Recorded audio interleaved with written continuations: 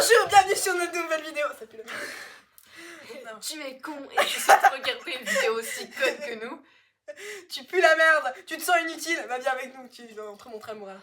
Aujourd'hui, nous allons faire une vidéo qui parle de l'horreur. On va raconter des histoires qu'on a vécues. Véridique en plus, parce qu'elle est normale. Dans cette vidéo, vous allez retrouver des histoires divertissantes, des tutos et surtout des blagues de merde. Beaucoup de blagues de merde. Donc regardez bien jusqu'au bout, abonnez-vous et likez. Et commentez. S'il vous plaît. Et regardez nos vidéos en On se- boucle, comme ça on a de la visibilité, se parce que sent sinon, sale. parce qu'en fait on est pauvres. Molly. On n'a même pas de studio pour tourner. En même temps, on a 20 abonnés, donc c'est normal. Mais 20 abonnés, dont je pense qu'il y en a un qu'on connaît pas. faites-le pour nous, s'il vous plaît. S'il vous plaît, on vous aime. Elle est obligée, toute sa famille, à s'abonner. Famille. S'il y avait des gens normaux qui voulaient s'abonner, sans qu'on les menace, ce serait bien. Je sais qu'on est bizarre. Timothée, on viendra chez toi ce soir. Bon, et ben on vous laisse avec la vidéo. Bonjour et bienvenue dans ce podcast. Ouais, je sais pas si on peut appeler ça un podcast. On va faire une vidéo style podcast. Bon, aujourd'hui, comme vous l'avez probablement lu sur la vidéo, le thème, c'est l'horreur. Ah bon? Je pensais que c'était papier toilette. Eh bien non les amis, ce n'est pas papier toilette. Alors, c'est pas précisé dans la vidéo, mais je le précise là maintenant avec la voix off. C'est un concept inspiré de Sip and Gossip. C'est pas de la copie, c'est juste on s'inspire parce que j'adore Magla. Je précise que tout ce qu'il y a dans cette vidéo, c'est vrai. Il y a zéro vanne. On a vraiment vécu ça. Bon, il y a certains trucs, je vous préciserai que si je suis pas sûre de certains détails, vraiment c'est vrai, il y a zéro vanne. Je sais que vous avez l'habitude, les abonnés, de nous voir faire des crânes comme ça, mais C'est des trucs qui nous étaient déjà arrivés. là, on est premier degré. Même si on va faire des vannes. Probablement. Donc, est-ce que tu veux qu'on commence par raconter ce qui se passe dans la maison où nous nous trouvons Ta maison ici en Vas-y. ce moment même? Elle va parler de son histoire, elle. Vas-y. Nous nous trouvons aujourd'hui dans une maison qui date de 1898 et qui est du coup assez vieille. Elle a connu les deux guerres et à mon avis, il y a au moins un propriétaire qui est mort dedans, je suppose. Et bah, il se passe des choses vraiment bizarres. Du coup, j'en ai fait une histoire que j'ai envoyée d'ailleurs à Magla. Bisous Magla, si tu passes par là. Je ne pense pas parce que On pue la merde. comparé à toi, nous sommes des grosses merdes. D'ailleurs, je vois pas pourquoi on se compare à toi, mais bisous si tu passes par là quand même, je t'adore. Bref, du coup, bah, je vais commencer par l'emménagement ici. Depuis l'emménagement, les jeunes se sentaient pas bien. Il y a un de mes deux chats, il faisait que de se cacher. Parce que du coup, on a emménagé un petit coin dans la cave où ils allaient. Et il y a un de mes deux chats qui faisait que de se cacher. Il était terrifié par cette maison. Vraiment. Je me souviens que pendant les vacances d'été où j'ai emménagé, au début, j'entendais là, dans la pièce à côté, parce que là, on est dans ma chambre, dans la pièce à côté. Donc là, j'avais un lit normal à la base. Là, c'est un lit en hauteur. Mais à la base, j'avais un lit normal de place. Et genre, juste là, à côté, il y a la pièce de mon petit frère. Donc, c'est sa salle de jeu, parce qu'il dort pas là-bas. Et la nuit, genre vers 23h, j'entendais exactement ça. Et dans ma tête, genre, je me disais, c'est normal. Alors qu'il y avait personne, mais vraiment, dans la mezzanine, le parquet grince. Donc, j'aurais entendu Il mon est petit sympa. frère aller là. Allez. Sauf que là, bah, j'entendais rien à part des toc-toc. Donc, ouais, au début, bah, je me disais, c'est normal. Bah non. Et enfin, je me suis dit ça, c'est normal. Et au bout d'un moment, bah, ça s'est arrêté, quoi. Mais j'entendais ça souvent le soir. C'était terrifiant. Vraiment, je ne sais pas comment j'ai réussi à dormir avec ça. Ensuite, non mais, t'es à l'aise, toi, hein? Oui. Ensuite, il s'est passé une suite d'événements, mais vraiment inexplicables. C'est surtout l'été d'après, où il s'est passé vraiment des choses magiques. C'est Harry Potter. La première chose, c'est vraiment ce qui m'a convaincue que les phénomènes paranormaux sont fréquents. Je me souviens, c'était le 26 juin 2025 à 7h48. Enfin, j'ai écrit en tout cas. Et j'étais allongée dans mon lit, face au mur. Et vraiment, je somnolais, genre. J'étais en train de dormir, mais c'était un sommeil pas très profond. Et là, j'entends quoi? J'entends quelqu'un qui fouille dans mes tiroirs. Ensuite, j'entends ma boîte, il y a une boîte là-bas. Il y avait une boîte que maintenant j'ai déplacée avec des décorations dessus. Et ces décorations, bah, elles n'ont pas bougé après. Et du coup, bah, j'ai entendu cette boîte s'ouvrir. Et ensuite, j'ai entendu des papiers vraiment traîner par terre. Du coup, je me retourne super vite sur... Et là, je vois quoi? Devant ma porte, il y a 2 photos. Une photo d'elle et une photo avec aussi elle, mais une autre copine. Et c'était vraiment le premier jour des vacances. Est-ce que je sais pas, c'était peut-être un message de la part du fantôme pour me dire ah regarde connasse, tu vas pas les voir pendant 2 mois. Peut-être. Ouais. Du coup, c'était le premier événement. Ensuite, je pourrais pas lister tous les événements, mais je sais que dans les plus marquants, il y avait ma porte qui s'est ouverte toute seule et j'ai vraiment entendu le bruit de la poignée, donc je sais que la poignée s'est abaissée. Et des respirations aussi. Et il y avait personne.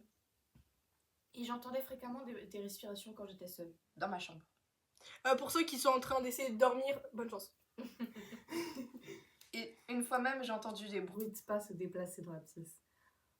C'est vraiment... Qu'est-ce qu'il y a bien? Et une autre fois aussi, il y avait un déodorant qui était posé, genre sur mon... Juste il était posé. Et là, j'entends quoi? J'entends il tombe. Du coup, je me retourne. Et logiquement, il est tombé. Juste. Tout seul. Magie. J'ai pas compris. Je précise que ses frères, ils sont genre de l'autre côté. Vraiment, ils sont pas du tout dans la même pièce. Il y a personne ici. Ah, pareil. Et je pourrais vous lire exactement ce que j'ai écrit dans mon téléphone, sur l'application Notes. Mais honnêtement, j'ai la flemme. Du coup, je vous ai fait un résumé. Et du coup, là, en ce moment, j'habite toujours dans cette maison. Et le dernier événement, c'est mon... En fait, j'ai entendu un chat miauler au rez-de-chaussée. Et en fait, mon chat, il dort toutes les nuits avec moi. Du coup, j'ai regardé, il était dans mon lit. J'ai entendu un chat miauler au rez-de-chaussée. Et je me suis dit à la base que je rêvais. Mais en fait, non. Parce que ma mère aussi, elle l'a entendu. Je sais parce qu'elle est allée ouvrir la porte d'entrée au chat pour qu'il puisse sortir. Et elle a dit, putain, mais il est où ce chat? Et genre, il n'y avait pas de chat. Le chat, il était avec moi.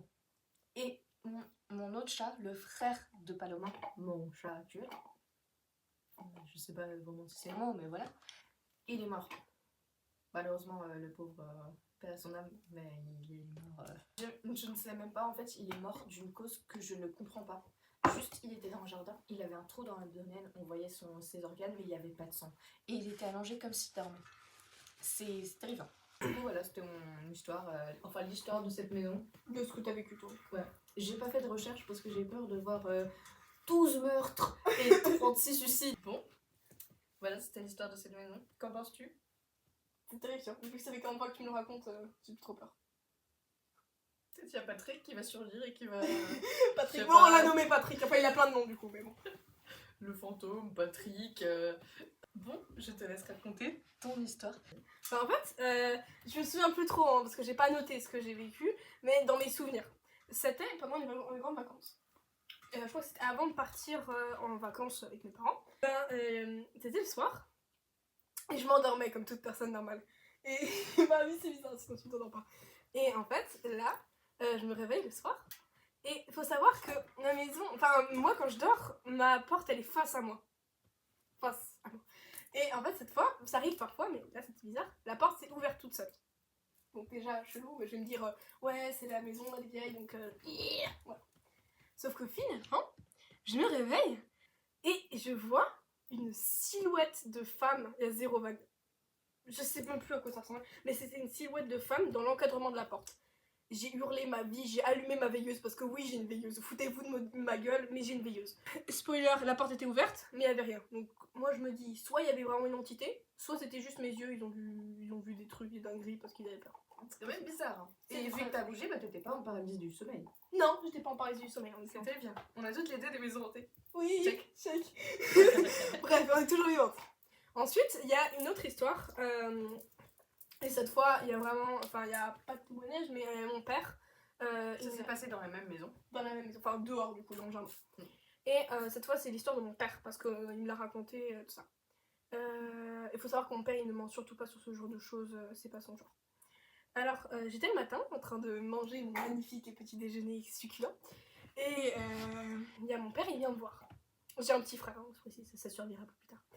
Il y a mon père, il vient me voir et il me dit hey, Cacahuète, est-ce que t'étais dehors hier soir? Donc moi je lui dis non, j'étais plus petite, hein. Je lui dis non. Et là, il va voir mon frère, donc Georgie, et il lui demande pareil. Il dit aussi non. Mon père, je vois dans ses yeux, j'avais jamais vu ça. Il panique.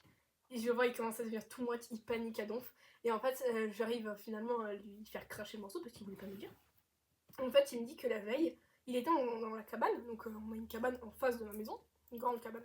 Mon père, il fait de la musique là-dedans. Et cette cabane, quand tu ouvres la fenêtre, tu tombes sur une terrasse. Oui, une belle terrasse. Et en fait, sur cette terrasse, on voit le champ en face, et à droite, oui à droite, il y a le jardin.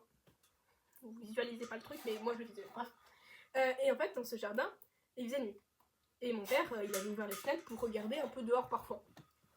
Et là, il regarde dehors, et il voit un truc humanoïde, accroupi, enfin, dans le noir, donc c'était un truc gris, et accroupi en train de fouiller quelque chose.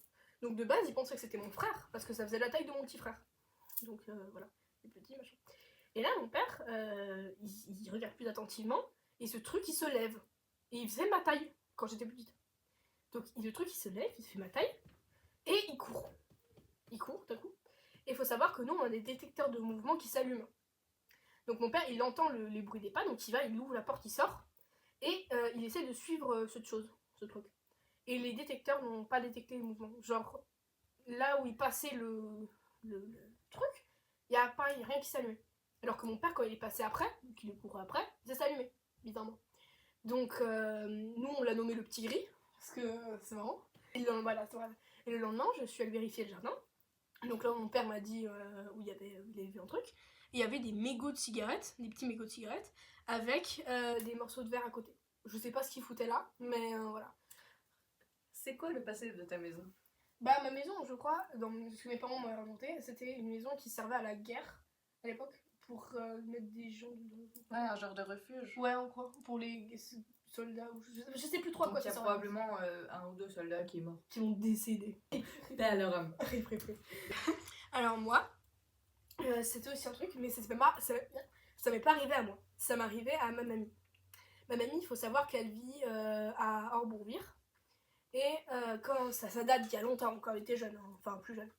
Elle avait mon père, machin, voilà. Et en fait, elle arrive, de ce qu'elle me racontait, sur la route, parce qu'elle rentre du travail, il faisait nuit. Et là, elle voit un truc dans le ciel, la 020. Vous pouvez même vous renseigner, je crois que c'est sur les journaux, tout ça à l'époque. Elle s'arrête, elle sort de la voiture, et elle regarde ce ciel. Et en fait, elle me dit, il y a plein de gens qui s'arrêtent avec elle. Hein. Il y a plein de gens qui commencent à s'arrêter sur le côté, machin, mais qui commencent à sortir je crois des téléphones. Je sais plus ce qu'ils filment. Mais ils arrivaient à filmer un truc, mais je sais pas s'ils avaient des téléphones. En tout cas, ils ont filmé. Ou ils ont. Je sais pas comment ils ont fait, mais bref. Et il regardait, et en fait, il y avait une sorte d'une masse. Il n'y avait pas de lumière, ça bougeait pas, mais c'était pas un nuage. C'était vraiment une sorte de masse plus foncée que le ciel. Genre, je savais pas ce que c'était. Oui, peut-être une soucoupe volante, mais je ne sais pas, personne ne sait. Il était très haut comme. Ça faisait aucun bruit, aucune lumière, que dalle. Ça bougeait même pas. Et ça restait là comme ça, voilà. Et ma mamie, elle va prendre la voiture et elle rentre pour réveiller mon père, le frère de mon père et les autres, les amis de mon père qui vivaient aussi dans le quartier. Donc il y a tout le monde qui vient, il regarde, toujours le truc il a pas bougé. Donc tout le monde est en train de se filmer, machin, il filme, tout le monde regarde, mon père, wow, machin. Et il y a eu un petit bug technique, du coup je vous explique. En gros, la voisine qui possède la ferme en question, elle dit à la protagoniste, donc la mamie de Cacahuète, qu'elle a perdu une vache. Ouais, bon, la vache elle a disparu, voilà. La vache a plus la vache. La véritable magie. Soucoupe volante. Hop la vache. Bref, et d'ailleurs il y avait plus de soucoupe volante, elle était plus là le lendemain.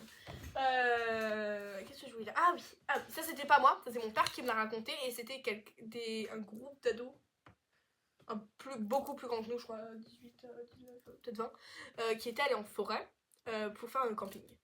Donc jusqu'à là normal. Et là, il m'a dit que quand ils sont revenus, ils ont raconté à mon père ils étaient en train de poser tout ce qu'il faut pour le camping. Et là, au loin, je sais pas comment ils l'ont vu, je sais pas quand ils l'ont vu, mais un truc grand, humanoïde, avec des bras plus longs que le... Genre, c'était pas un humain, c'était un truc beaucoup, avec les bras super longs. Et je sais pas dans quelles circonstances ils l'ont vu, comment ils l'ont vu. En plus, j'ai je sais dessiné. pas. Tu as dessiné? J'ai dessiné une photo avec le truc. Montre. Là, c'est la tête un peu trisomique. C'est psychopathe.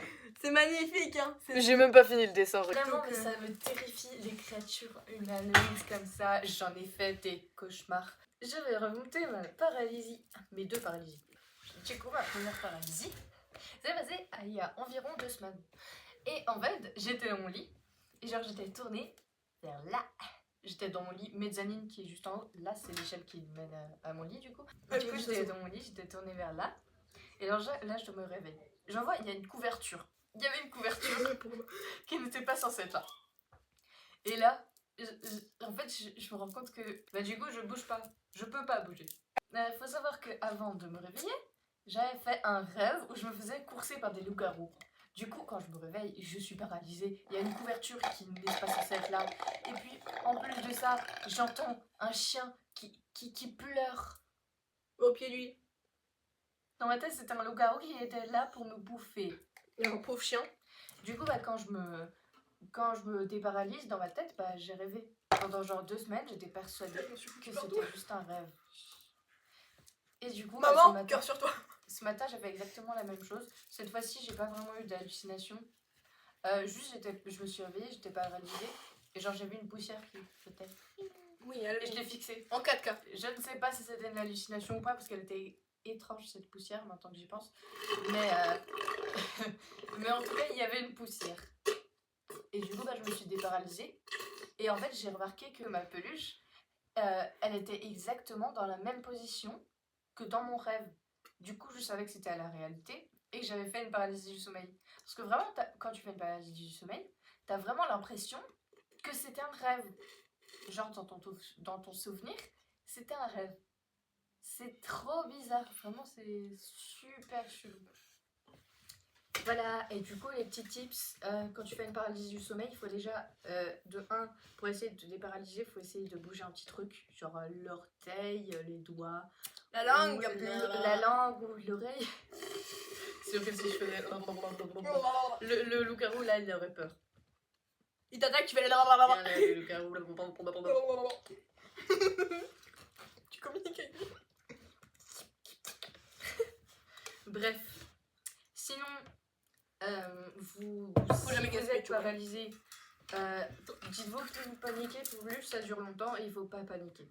Dites-vous que c'est juste une paralysie du sommeil. Ils vont rêver de nous ce soir. Et que vous allez vous réveiller et que tout va bien se passer, d'accord? Parce que plus vous paniquez, vous allez mourir. Plus ça dure longtemps. Vous pouvez faire une crise cardiaque. Vous pouvez vous N'importe chier dessus de l'intérieur.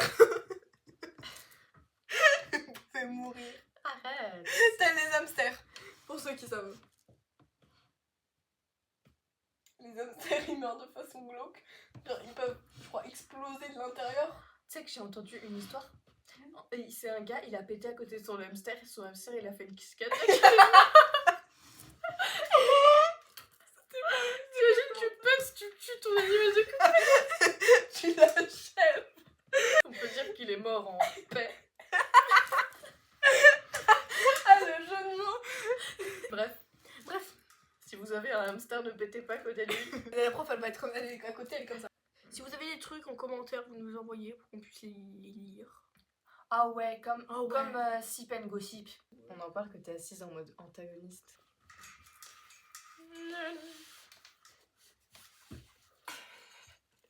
Le capybara avec la tranche de